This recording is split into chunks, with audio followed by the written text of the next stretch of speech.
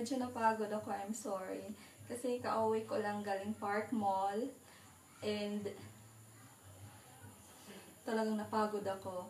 Tapos pag uwi ko pa, ninakaw yung tsinelas ko sa labas. At pinalitan ako ng lumang tsinelas na kulay yellow. Na bad trip ako. I'm sorry. Anyway, napunta ako ng Park Mall kanina. Kasi sabi ng mga friends ko, meron daw Hello Kitty store doon. Pero pagdating ko doon, hindi naman siya store talaga na meron talagang magandang store. Pero cute lang po siya. So, hindi ako masyadong nakapili ng maayos. So, medyo na bad trip ako. Kasi malayo talaga siya. I mean, nalalayuan na ako kasi I'm living here in Banilad and yung Park Mall is located in Mandawi City. So, nasa Cebu City ako, Park Mall's Mandawi City. So, good thing na lang, may nakita akong Japan Home Center doon or Daiso. So, gagawa ako ng haul ngayon sa mga pinamili ko. Tara! Pero, yung mga gusto ko, like nori, like choco pie, ano pa ba, yung macadamia nuts, wala doon. So, limited lang yung mga tinda nila doon. So, let's start. Gusto ko lang ipakita sa inyo yung mga pinamili ko. So, una kong binili is this iPhone case for my iPhone. So, akala ko hard case siya, pero ano siya, rubberized siya. Ayan. Katulad din siya ng mga previous kong nabili. Nagandahan ako sa kanya kasi nga, ano ba? Wala akong ganito. Tapos, medyo parang wild yung dating niya. Parang animal print Hello Kitty.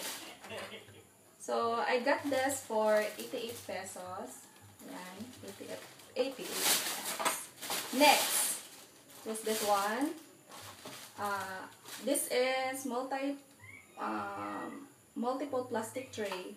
So, naisip ko kagad na bilhin to kasi nga lalagyan ko ng mga lipstick and mga makeups ko kasi yung mga makeups ko nasa ano lang sa cookies, ano lang siya, cookie box lang siya ngayon.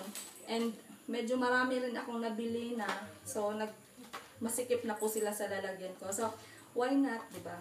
This is for only 88 pesos. I-arrange ko sila later para maging organized ulit yung mga makeups. Next I've got is, I got this USB home charger. Hello Kitty pa rin siya. Kasi nga, sira na yung USB cord ko sa iPad ko. Parang yung end niya dito is sirang-sira na. So, na-happy ako to get this one because first, Hello Kitty siya, and second, wala na rin ako ang USB cord. Ito. Or, itong cord niya. Para sa iPad ko. This is for 88 pesos. Next, I've got this pink jack strap for my iPhone. And nagandahan din ako sa kanya kasi nga pink siya. And meron siyang diamond. Basta maganda, may heart. Tapos parang dust stopper na rin siya. So wala na akong dust stopper, so I got this one. Next is air freshener. Hindi niyo po alam, addict po ako sa mga air freshener. So, meron akong air freshener sa banyo, meron ako sa kusina, meron ako sa sala, meron din ako sa kwarto ko. Gusto ko yung Ambipure kasi nawawala talaga, ina-absorb niya yung amoy. Pero, this one is only 66 pesos, so why not? In the scent of pine tree, air freshener, home fragrance, pine fresh. So, yan. Next, I got this kitchen scissors. Kasi,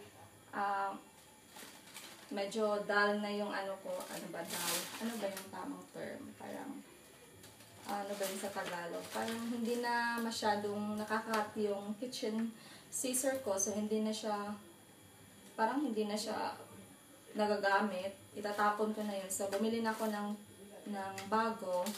Kasi nga, gagamitin ko ito sa pagkakat ng mga plastics, plastic ng hot dogs, or pagkakat ng mga tempura, pag nagluluto ako ng tempura, pangkat ng noodles, and iba pang kinakat. Basta yung mga ginagawa natin sa kitchen. So, this one is for 66 pesos. 66 pesos. And color pink yung kinuha ko. Kasi gusto ko yung color pink. And last but not the least is this one.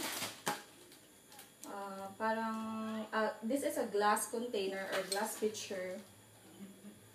Para lalagyan ko po ng juice ko. Meron kasi ako sa water, pero wala pa ako sa juice. So, instead of using plastic, I like using mga glasswares sa mga drinks ko. So, I can use this for my juices, for my soft drinks, or hindi ako nagso-soft drinks na ngayon. So, I can use this for my iced tea, lemonade, or mga fruit juices. So, yun lang. And, yun. Hope guys, nag-enjoy kayo sa mini haul ko sa Daiso. Mga pinamili ko sa Daiso or Japan Home Center. Kasi matagal ko na rin hinahanap tong Daiso dito sa Cebu City. Pero ngayon ko lang nakita. Nasa Park Mall pala siya. Wala siya sa ibang lugar. Nasa Park Mall lang siya. So, that's it. Sana nagustuhan niyo yung whole video ko. Don't forget to like, comment, and subscribe to my channel. And may papakita ko sa inyo. There we go.